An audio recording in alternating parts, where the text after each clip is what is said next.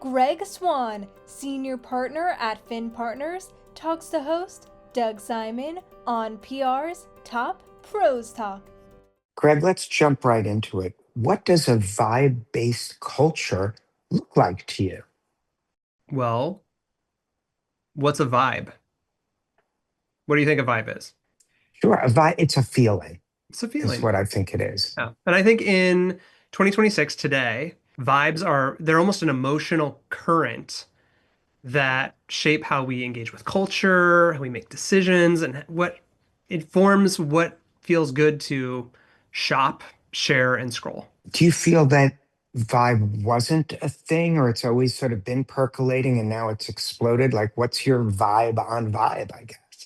So, from a historical perspective, we've often thought of vibes or people who are making decisions based on emotion as a youthful thing. Maybe Hmm. leaning into emotions. Maybe there's some immaturity there of not using your full, left brain against the right brain to make a decision. But increasingly, in the last few years, we're really seeing more consumers making decisions, whether that is in romance or where to live or what to buy or what to do, who to vote for, based on the feeling of the moment.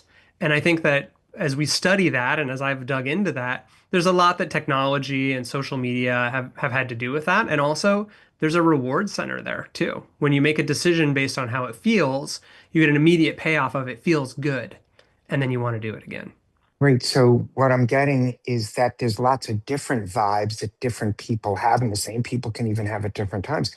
So, as a brand, and I know we look at highly targeting marketing, but how do you target and market to all these different vibes that are happening as once? That's a great question. So what we're seeing happen is the erosion of saying consumers are doing this now. We see that consumers like pistachios. Consumers are using more of Instagram these days. Instead, we've really bifurcated and split off into many, many different types of cultures and groups that also on the marketing side we can target, but that also means that they're making decisions in a different way. And so if the first thing we're thinking is our audience instead of our audiences, we got to scale it back a little bit. And the kids have said, the vibes were off, right? And we were kind of like, okay, yeah, the vibes are off. I think we've all felt that the vibes were off in the last year or right now. For And sure. so, at Fin Partners, what we're doing is leaning into where the vibes are heading, where we see that direction heading, and thinking about, well, what does that mean for our programs, for brands, and how they're going to show up for their many different audiences through that vibe-based lens. Yeah, and I think it almost seems like increasingly your marketing efforts have to really touch on the emotion piece to this. But before that, I wanted to go back one thing because I know Yeah. from the past, everyone said when you were talking about dividing into groups, I found Hmm. people were describing groups that like in no way are close to monolithic in how they think and feel. And this whole vibe trend you're talking about really seems to emphasize that you can't put people in these large buckets as being similar because there's a lot of things going on that they're thinking about differently. So that's a That's true. challenge. That is, and I think that the psychographic data and the practice of digging into the root of who people are has really had to evolve and rethink how we define groups of people because they're even defining themselves differently depending on the situation. They might show Right. up in one way on Facebook and another way on LinkedIn. Just as you might show up differently in a meeting with your grandma or with your best friend. And what that means is now that shopping or making an informed decision or being persuaded is happening 24 hours a day. It's not happening in distinct day Right. parts. What that means is that brands then have to think about that differently too. And really, the rise of mobile technology, social media, and also the pandemic lockdown has really accelerated even the fact that you and I are meeting through this Of course. technology couldn't have I mean, that's a black swan event in itself. If COVID had happened 10 years earlier before Zoom had really been perfected, the impact for service businesses would have been I don't know if I'd have a company for sure if that had happened, Sure. but it really was an incredible sort of turning point moment that there was starting to be this usable technology to connect people remotely. And then it was needed. And forgive me for that digressing. As you know, our company is deeply invested in AI and trying to make sure our clients are discoverable through GEO when they do earned media campaigns with us. But how's AI driving changes in the user experience and engagement, especially with all these different vibe feelings out there that change from moment to moment? How do you keep track? 100%. So I went through and pulled out 14 different ways that vibe thinking, vibe shopping, scrolling, and sharing is coming to life, whether that's vibe content, vibe shopping, vibe politics, vibe news, influencing, travel, fashion.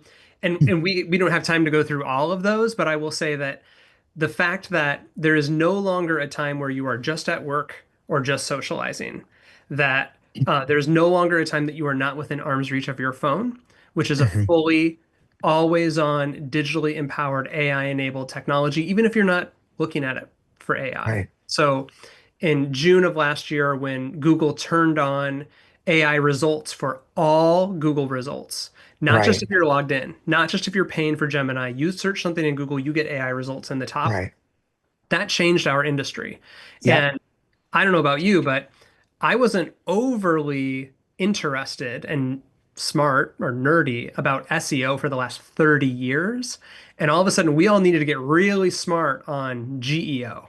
Yep. And even those of us who maybe aren't technical experts. And so, well, why is that? Well, because when people are in a shopping situation or a work situation or a social situation, they're able to shop, be social, or work wherever they are. It's all bleeding together.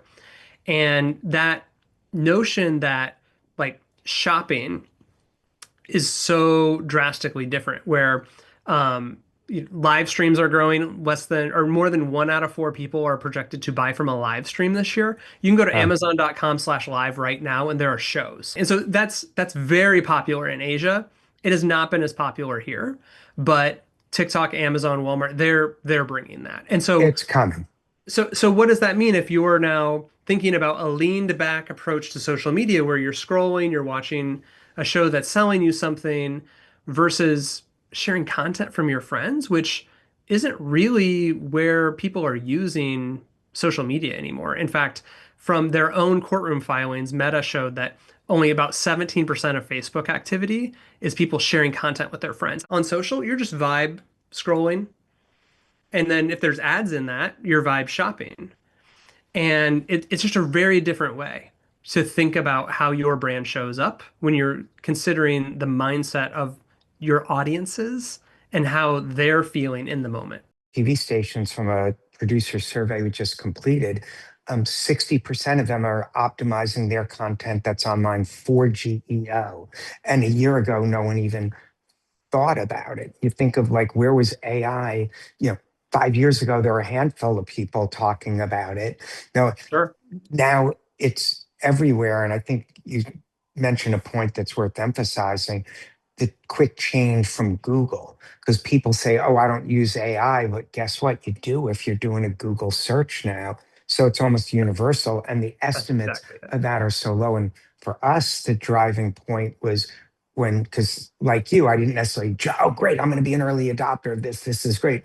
But when I started hearing earned media is one of the primary drivers of AI discoverability, and I'm like, we do earned media. I was like, and I'll keep the language clean, but like, man, we better have a AI discoverable solution or our products are going to become worthless if we're not doing that. And that really drove our development of new product. And this is great. But as we wrap up, I'd like to touch the vibe, touch the emotion is, can tech create this emotional connection or They do you do. feel it's uniquely human? Well, we always have to remember that our AI enabled consumers, target audiences, they're still people.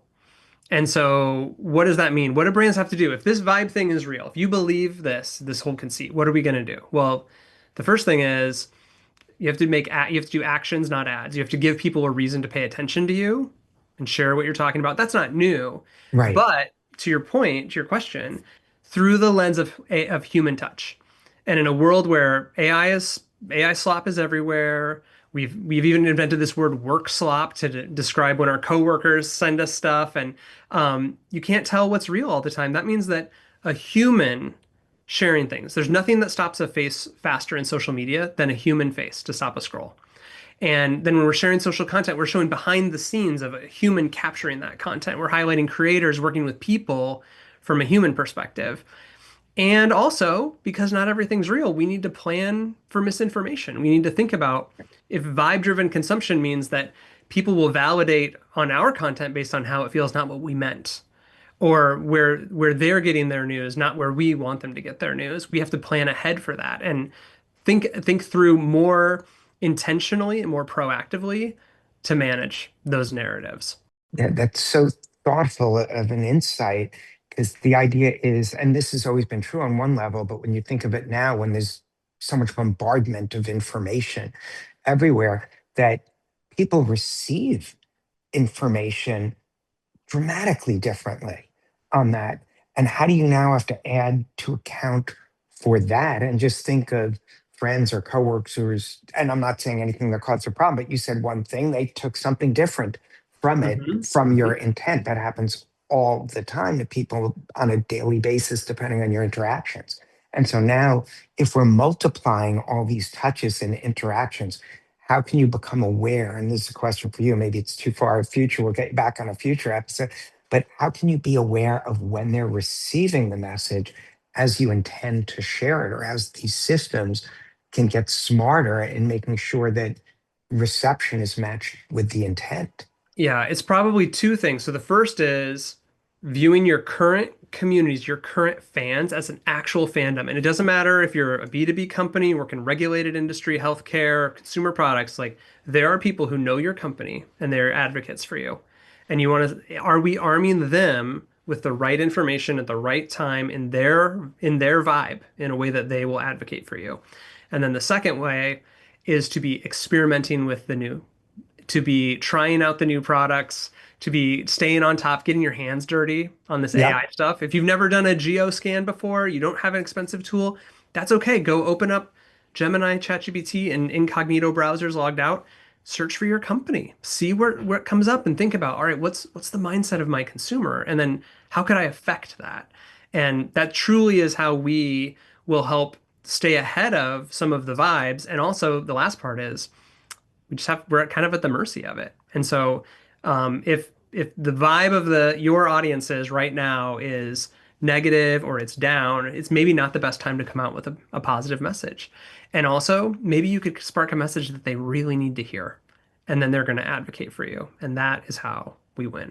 And you've clearly sparked some messages that are meant for our audience. So thanks so much for being here, and thanks so much and congratulations for your on your success. Thanks, Doug. It's great to be here.